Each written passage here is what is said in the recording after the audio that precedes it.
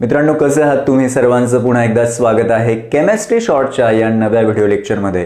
मित्रांनो, केमिस्ट्री शॉर्टच्या माध्यमातून मी विनय पाटील तुम्हाला केमिस्ट्रीतल्या फंडामेंटल कॉन्सेप्ट अतिशय लहान व्हिडिओजमधून समजून सांगण्याचा मराठी भाषेतून प्रयत्न करत असतो. आणि मित्रांनो, आपण सध्या ज्या कॉन्सेप्टवर किंवा ज्या चॅप्टरवर ज्या टॉपिकवर डिस्कस करत आहोत त्या टॉपिकचं नाव आहे केमिकल बॉन्डिंग.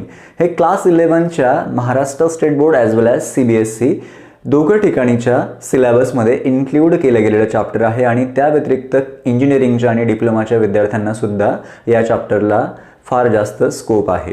तर मित्रांनो, समजून घेऊयात की केमिकल बॉन्डिंगमधला आपला 4th नंबरचा बॉन्ड कुठला असतो. यापूर्वी आपण 3 बॉन्ड्स पाहिले होते, ज्यात आपण आयोनिक बॉन्ड म्हणजेच इलेक्ट्रोव्हॅलेंट, कोव्हॅलेंट बॉन्ड आणि कोऑर्डिनेट बॉन्डची माहिती घेतली होती. आजचा आपला बॉन्ड आहे मेटॅलिक बॉन्ड. सो मी इथे टायटल टाकलं आहे मेटॅलिक बॉन्ड. मित्रांनो, तुम्हाला असा प्रश्न पडला असेल की लाकडामधून म्हणजेच वूडमधून करंट पास होत नाही, पण मेटल्समधून करंट पास होतं. मेटल्सला लस्टर असतं, दगडाला लस्टर नसतं, बरोबर आहे? किंवा मेटलची वजन उचलण्याची क्षमता म्हणजेच टेन्साईल स्ट्रेंथ फार जास्त असते कम्पॅरेटिव्हली बऱ्याच इतर मटेरियल्सपेक्षा. सो हे सर्व प्रॉपर्टीज मेटल्समध्ये कशामुळे येतात? तर त्या प्रॉपर्टीज मेटल्समध्ये येतात त्या कॉन्सेप्टमुळे, ज्या कॉन्सेप्टचा आपल्याला असा अभ्यास करायचा. आणि कॉन्सेप्टचं टायटल तुम्हाला सगळ्यांना माहिती आहे, मेटॅलिक बॉन्ड. मग मित्रांनो, मेटॅलिक बॉन्डचे डेफिनेशन आपण बघून घेऊया. काय असतं? Bond which is form due to the attraction between kernels and the mobile electron in metal lattice. समजून घेऊयात मित्रांनो, मेटॅलिक बॉन्ड ऑफ सोडियम किंवा मेटॅलिक बॉन्ड इन सोडियम कसा असतो. आता या डेफिनेशनचा अर्थ जर आपण बघितला तर क्रिनलचा अर्थ असतो कटायन.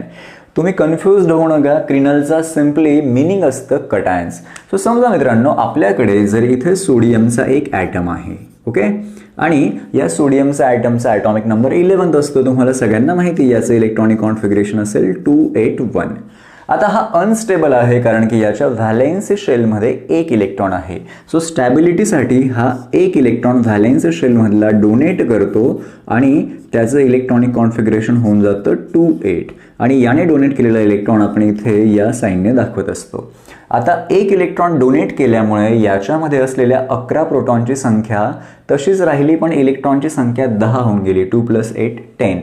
सो एक्स्ट्राच्या एका प्रोटॉनच्यामुळे इथे पॉझिटिव्ह चार्ज येतो, किंवा तुम्ही वेगळ्या पद्धतीने समजू शकता की इलेक्ट्रॉन डोनेट केल्यामुळे पॉझिटिव्ह चार्ज येतो. मग मित्रांनो, हा जो पॉझिटिव्ह चार्ज सोडियमच्या या ॲटमवर आहे, तेव्हा या पॉझिटिव्हली चार्ज सोडियमच्या ॲटमला म्हणतात आयन. आणि तो कुठला आयन आहे? तर तो आहे कटायन. ओके. आणि हा जो आहे सोडियमचा ॲटम ज्याच्यावर कुठलाही चार्ज नाही आहे. सो सोपी कॉन्सेप्ट आहे. ॲटम्सवर कुठलाही चार्ज नसतो, आयनवर आयदर पॉझिटिव्ह किंवा निगेटिव्ह चार्जेस असतात. आणि ॲटम्सपासून आयन्स फॉर्म होतात स्टॅबिलिटीसाठी किंवा ऑक्टेट अचीव करण्यासाठी. मग मित्रांनो, हा जो डोनेट केलेला इलेक्ट्रॉन असतो तो नेमका जातो कुठे, तर ते आपण समजून घेऊयात. समजा तुमच्याकडे जर एक सोडियमचा चौकोनी तुकडा आहे. सो आपल्याकडे हा चौकोनी एक सोडियमचा तुकडा आहे, चौकोनी ब्लॉक आहे. आणि ही रिॲक्शन इथे झाली. हा सोडियमचा एक ॲटम होता, त्या ॲटमने इलेक्ट्रॉन लूज केला आणि त्याचं कटायनमध्ये रूपांतर झालं. सो हा सोडियमचा काय झाला? कटायन. सो तुम्ही याला कटायन म्हणू शकतात. आणि याने लूज केलेला इलेक्ट्रॉन त्या ॲटमच्या जवळच कुठेतरी असेल, असोसिएट असेल त्या ॲटमशी किंवा त्या आयनशी. मग जसं याने इलेक्ट्रॉन लूज केला तो इथे आला, याने इलेक्ट्रॉन लूज केला तो इथे आला, याने इलेक्ट्रॉन लूज केला तो इथे आला, असं सर्व सोडियमच्या ॲटम्सने, जे सोडियमच्या कुठल्या तरी लॅटिसमध्ये असतात, म्हणजेच सोडियमच्या कुठल्या तरी एखाद्या प्लेटमध्ये किंवा सोडियमच्या एखाद्या तुकड्यामध्ये असतात, त्या हजारो सोडियमच्या ॲटम्सने इलेक्ट्रॉन लूज केला आणि त्यांचं कटायनमध्ये रूपांतर झालं. आणि ते सर्व लूज केलेले इलेक्ट्रॉन्स त्या ॲटम्सच्या मधल्या गॅपमध्ये असतात. आणि म्हणून त्या इलेक्ट्रॉन्सला जे कुठेही फिरण्यासाठी फ्री असतात त्यांना आपण मोबाईल इलेक्ट्रॉन म्हणू शकतो, किंवा त्यांना केमिस्ट्रीत म्हटलं जातं सी ऑफ व्हॅलेन्स इलेक्ट्रॉन. कारण की हा शेवटच्या कक्षेतला इलेक्ट्रॉन आहे म्हणून, आणि त्यांचं प्रचंड मोठी क्वांटिटी आहे म्हणजे समुद्र आहे म्हणून त्यांना म्हणतात sea of valence electron. So friends, इथे सगळ्या सी ऑफ व्हॅलेन्स इलेक्ट्रॉन तुम्हाला बघायला मिळतोय. मग आता तुम्हाला सगळ्यांना माहिती आहे की कटायनवर असतो पॉझिटिव्ह चार्ज आणि या व्हॅलेन्स इलेक्ट्रॉनवर असतो निगेटिव्ह चार्ज. सो हा पॉझिटिव्ह चार्ज आणि हा निगेटिव्ह चार्ज म्हणजेच एकदम एवढे सगळे निगेटिव्ह चार्ज आणि हे पॉझिटिव्ह चार्ज एकमेकांकडे अट्रॅक्ट होतात. आणि इथे एक कटायन एका इलेक्ट्रॉनकडे अट्रॅक्ट न होता सम ऑफ कटायन्स सम ऑफ इलेक्ट्रॉन्सकडे अट्रॅक्ट होतात. हे अगदी तसं आहे जसं तुम्ही शेंगदाण्याचा लाडू बघतात.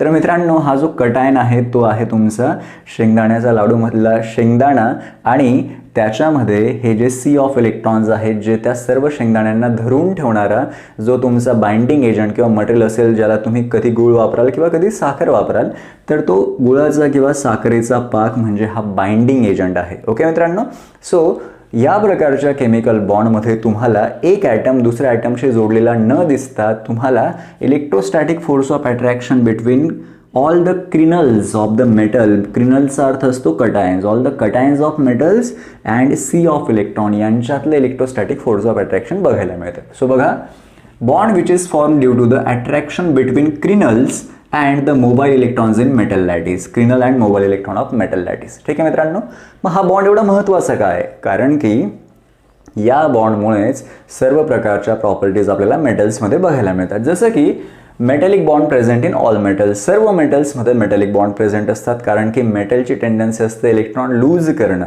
So metallic bond is form due to the tendency of metals to lose electron. Metallic bond फक्त मेटल्समध्येच दिसतात, कारण की मेटल्स इलेक्ट्रॉन लूज करतात आणि त्यांचं कटायनमध्ये रूपांतर होतं.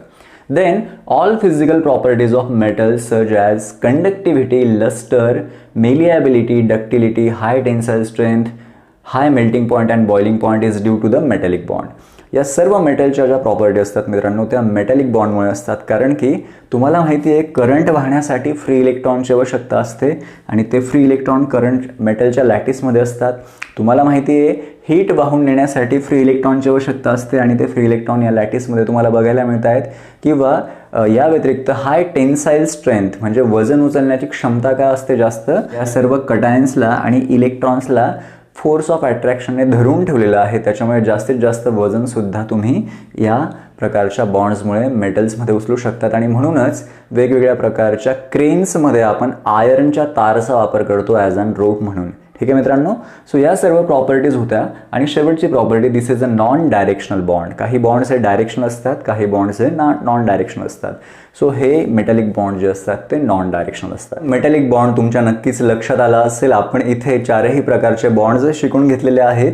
आयोनिक बॉन्ड्स हा दोन आयन्समधल्या अट्रॅक्शनमुळे तयार होतो. कोव्हॅलेंट बॉन्ड हा म्युच्युअल शेअरिंगमुळे तयार होतो. कोऑर्डिनेट म्हणजेच डेटिव्ह बॉन्ड हा वन साइडेड शेअरिंगमुळे तयार होतो. तर मेटॅलिक बॉन्ड्स हा मेटल्समध्ये तयार होतो, जो दोन ॲटमच्या मधीनं तयार होता भरपूर सगळ्या कटायन्समध्ये आणि कटायनच्या अवतीभोवती असलेल्या इलेक्ट्रॉन्समधल्या फोर्स ऑफ अट्रॅक्शनमुळे तयार होत असतो. या चारही प्रकारच्या बॉन्डच्या वेगवेगळ्या प्रॉपर्टीज असतात. मेटॅलिक बॉन्ड्स खास करून आपल्याला मेटल्समध्ये बघायला मिळतात आणि त्याच्यामुळेच आपल्याला मेटलच्या सर्व प्रकारच्या प्रॉपर्टीज बघायला मिळतात. आणि याचमुळे मेकॅनिकल इंजिनिअरिंगसारख्या ब्रांचेस इंजिनिअरिंगमध्ये पॉसिबल झालेल्या आहेत आणि मेटलचा आपण एवढ्या प्रचंड प्रमाणात वापर करू शकतो वेगवेगळ्या प्रकारच्या ॲप्लिकेशन्समध्ये. मित्रांनो, तुम्हाला हे लेक्चर कसं वाटलं डेफिनेटली मला कमेंट करून कळवा. आणि महत्त्वाची गोष्ट म्हणजे तुम्ही हे सर्व एका कुठल्या तरी नोटबुकमध्ये लिहून घ्या, जे तुम्हाला सर्व प्रकारच्या एक्झामसाठी डेफिनेटली उपयोगाचं ठरेल, फायद्याचं ठरेल. तुम्हाला केमिस्ट्रीमधल्या कुठल्या कॉन्सेप्ट समजून घ्यायला आवडतील ते मला कमेंट करून सांगा. मी नक्कीच त्या टॉपिकवरती व्हिडिओ बनवण्याचा तुमच्यासाठी प्रयत्न करेल. थँक्यू. पुन्हा भेटूयात.